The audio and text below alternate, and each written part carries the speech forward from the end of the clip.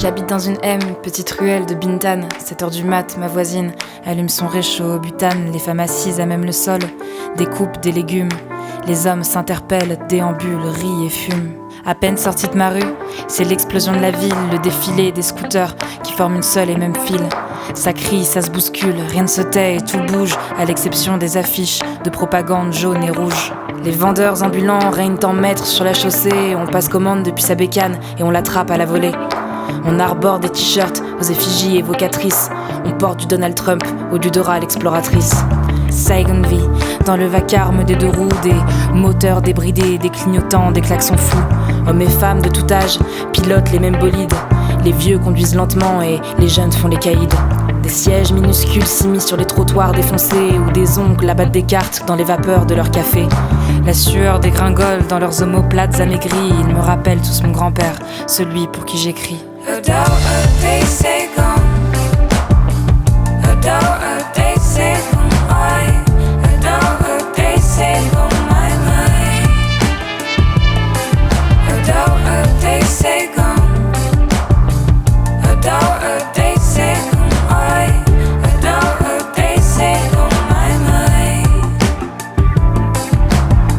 Du soleil, moi j'aime monter en haut d'un pont, regarder le trafic en contrebas, filer comme un banc de poissons incandescent.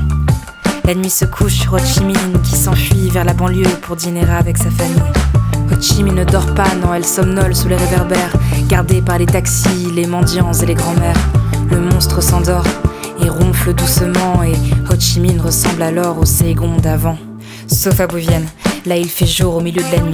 Les couches-tard s'entassent sur les terrasses à bas prix.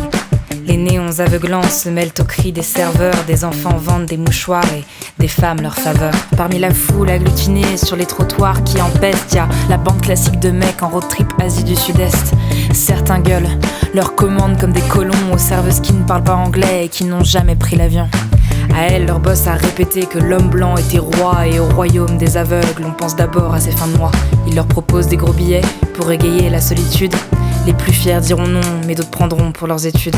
Quand je vois ça, j'ai la nausée, ça faisait peut-être partie du voyage. Voir une fille comme moi, pas la même vie, mais le même âge, sentir inscrit dans mes traits l'exil européen, détourner le regard sans pouvoir oublier le sien.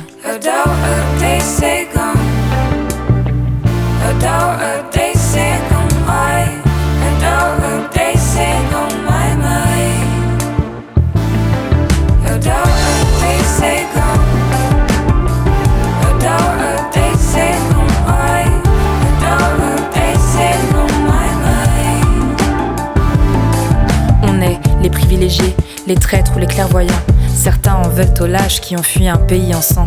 D'autres me disent qu'ils sont fiers, au contraire, de nous voir revenir. On n'a pas choisi de naître ailleurs, mais on construira peut-être l'avenir. On nous appelle Viet Kieu, Vietnamiens d'outre-mer. Quand on discute, on pose toujours les mêmes questions amères. Ça fait combien de temps que t'es ici? T'as repris le nom de ton père? C'est ta première fois au pays? Vous êtes parti pendant quelle guerre? Parfois, je sais pas ce que j'ai le cœur lourd et l'alcool triste. Peut-être l'impression de prendre des bouts de ma vie et de jouer à Tetris. Métis, prénom sans initiale, drapeau sans territoire. Je me dis métis quand je me sens plutôt l'air hybride ou bâtard. Que ce soit en France ou au Vietnam, je suis moitié de là-bas, moitié d'ici. Tout le monde voit en moi les 50% qui viennent de l'autre pays. Puis d'autres fois, je crois sentir, au contraire, les morceaux qui s'assemblent et de retour à Paname. Je découvre un ensemble de bricoleurs génétiques aux identités en kit, d'ADN bigarré et d'amoureux en mosaïque, de sang mêlé naissant, d'autres joueurs de Tetris, de pères et de mères qui construisent un monde métis.